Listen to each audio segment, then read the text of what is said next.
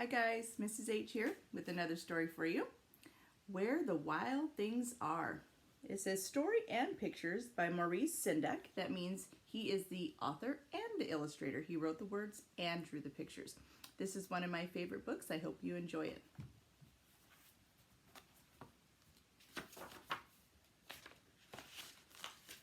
Where the Wild Things Are.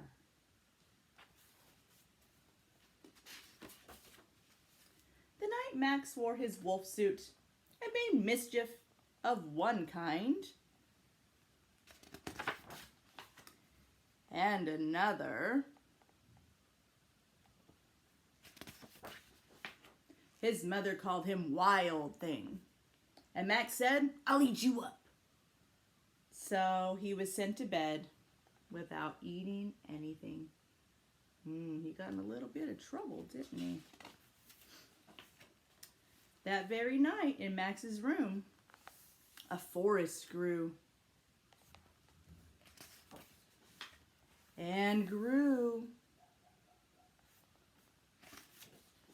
and grew until his ceiling hung with vines and the walls became the world all around.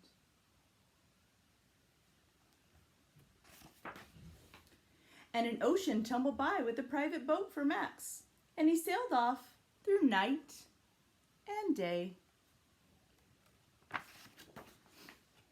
in and out of weeks and almost over a year to where the wild things are.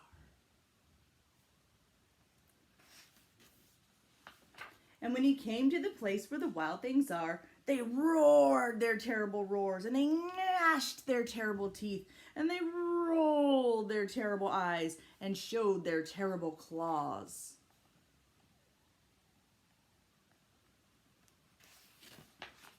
Till Max said, "Be still," and tamed them with the magic trick of staring into their yellow eyes without blinking once. And they were frightened and called him the most wild thing of all.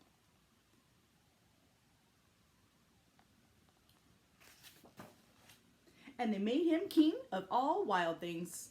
"And now," cried Max, "let the wild rumpus start."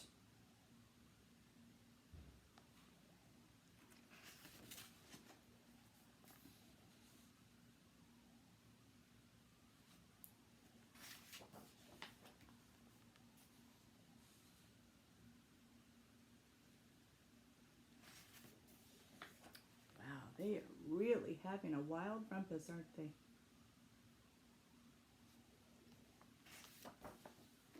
"Now stop," Max said, and sent the wild things off to bed without their supper. And Max, the king of all wild things, was lonely, and he wanted to be where someone loved him best of all. Then all around, from far away, across the world, he smelled good things to eat. So he gave up being king of where the wild things are. But the wild things cried, "Oh, please don't go. We'll eat you up. We love you so." And Max said, "No." The wild things roared their terrible roars and gnashed their terrible teeth and rolled their terrible eyes and showed their terrible claws. But Max stepped into his private boat and waved goodbye.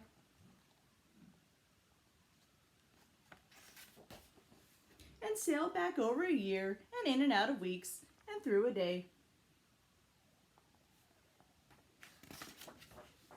And into the night of his very own room, where he found his supper waiting for him.